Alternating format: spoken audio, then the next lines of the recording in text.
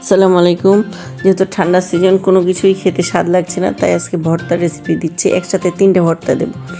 তো একসাথে আমি টমেটো এবং বেগুনটা গায়ে একটু তেল লাগিয়ে কড়াইয়ের মধ্যে অল্প আছে সিদ্ধ করে নিয়েছি, ভাজার মতো করে নিয়েছি।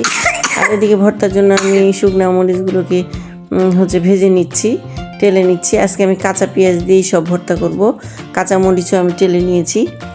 তো দেখেন, এদিকে আমি টমেটো খোসা ছাড়িয়ে নিয়েছি, বেগুন খোসা ছাড়িয়ে নিয়েছি, আলুগুলো পেস্ট করে নিয়েছি। আর একসাথে আমি দেখেন কাঁচা মরিচ, শুকনা মরিচ, একটু লবণ দিয়ে পেঁয়াজ সব একসাথে আমি সুন্দর করে মেখে নিব। মেখে নিয়ে আমি সরিষার তেল দিয়ে দিব। চটকি সব কিছু সুন্দর করে একবারে মেখে নিব। মেখে নিয়ে আমি দেখেন এগুলো একসাথে মেখে নিয়ে আমি 3টে ভর্তাতেই দিয়ে দিব।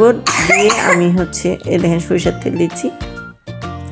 সরিষার তেল দিয়ে আমি সুন্দর করে 3টে ভাগ করে নিয়ে 3টে ভর্তা একে একে করে নিয়ে আমি সার্ভ করছি।